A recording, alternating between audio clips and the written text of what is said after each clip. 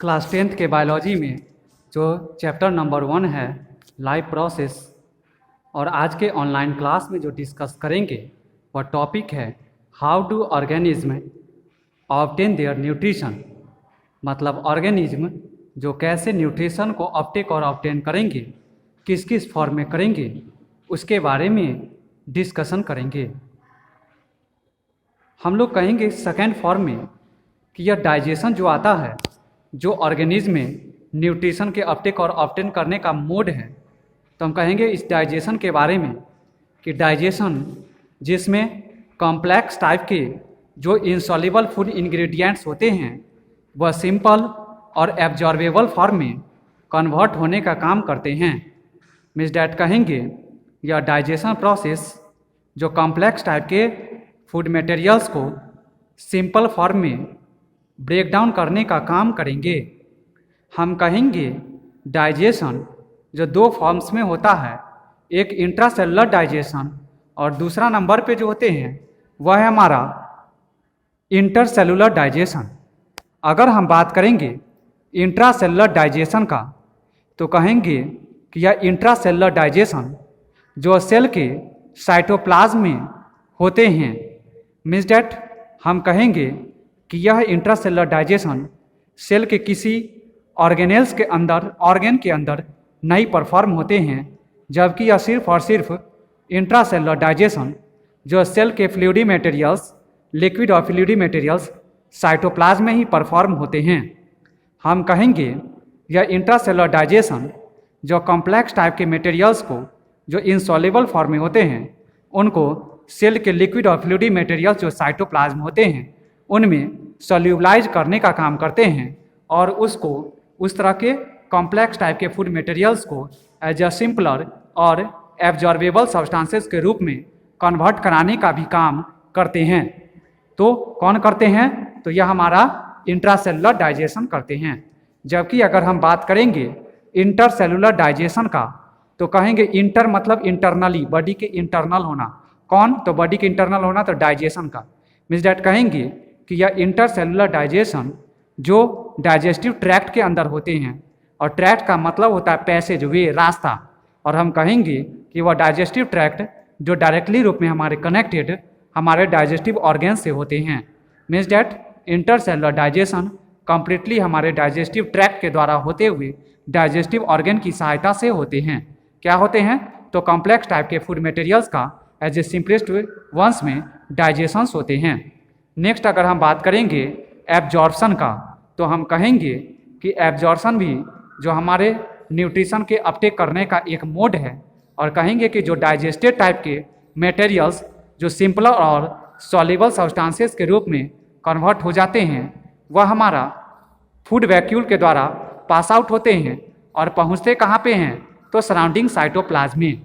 मतलब सेल का जो फ्लूइडी मटेरियल जो साइटोप्लाज्म है वहाँ पे ये छोटे छोटे पार्टिकल्स और कंपोनेंट्स में ब्रेक डाउन होके पहुँचने का काम करते हैं वह फूड मटेरियल्स एब्जॉर्प्शन जैसे प्रोसेस की सहायता से। इसके अलावा नेक्स्ट बात करेंगे एसिमिलेशन प्रोसेस का। तो एसिमिलेशन जिसमें कहेंगे कि यह एक ऐसा प्रोसेस है जिसमें एब्जॉर्ब टाइप के जो फूड मटेरियल्स होते हैं वह अपने कॉन्स्टिट्यूएंट्स में, मतलब किसका कॉन्स्टिट्यूएंट्स? तो प्रोटोप्लाज्म के कॉन्स्टिट्यूएंट्स में कन्वर्ट होने का काम करते हैं। और यही हमारा प्रोटोप्लाज्म के डायनेमिक स्ट्रक्चर के या फिर प्रोटोप्लाज्म के स्ट्रक्चर के मेंटेनेंस में इन्वॉल्व होते हैं। Means that assimilation he protoplasmic structure के मेंटेन कराने में इम्पॉर्टेंट और वाइटल रोल प्ले करने का काम करते हैं। हम कहेंगे कि यह एसिमिलेशन प्रोसेस जिसमें जो फूड रिजर्व फॉर्म में प्रेजेंट रहते हैं सेल के अंदर, उस तरह के रिजर्व फूड मटेरियल्स के भी ब्रेक डाउन करने में और उस तरह के फूड मटेरियल्स को छोटे छोटे कॉन्स्टिट्यूएंट्स में या फिर उस तरह के फूड मटेरियल्स को भी एब्जॉर्ब कराने में जो इम्पॉर्टेंट और वाइटल रोल प्ले करते हैं वह एसिमिलेशन प्रोसेस करते हैं। नेक्स्ट जो टर्म आता है वह है इजशन।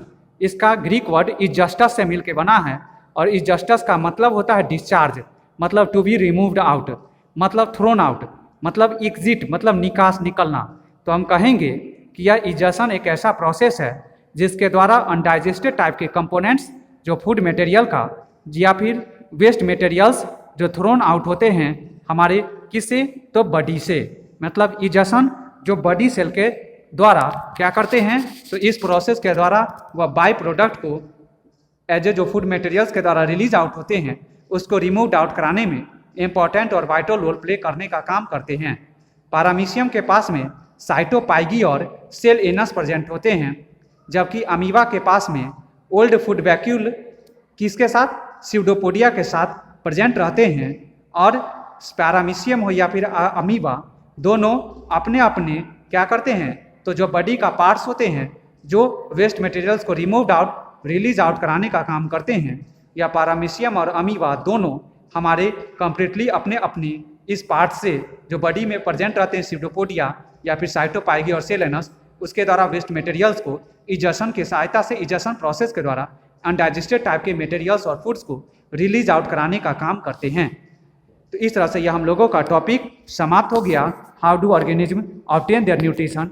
नेक्स्ट क्लास में हम लोग नेक्स्ट टॉपिक के साथ डिस्कशन करेंगे, और उससे पहले हम यह बताएंगे कि आप लोगों को जो टॉपिक पढ़ाने वाले हैं नेक्स्ट क्लास में हम ह्यूमन डाइजेस्टिव सिस्टम, तो उससे पहले आप लोग A4 साइज का चार्ट पेपर खरीद ले और उस पर ह्यूमन डाइजेस्टिव सिस्टम के डायग्राम को ड्रॉ करें लेबलिंग के साथ, नेमिंग के साथ में, और बायोलॉजी का अभी तक जितने भी कंटेंट्स पढ़ाया गया है उन सभी का फेयर कॉपी भी बना के स्कूल पे आप जो है सो अपने पेरेंट्स के द्वारा पहुंचवाएं, और फिर से वो उस पर आप अपना नाम, क्लास और मोबाइल नंबर जरूर लिखें, और फिर से वो रिमार्क्स और चेक होने के बाद आपके पेरेंट्स के द्वारा आपके पास में पहुंच जाएंगे।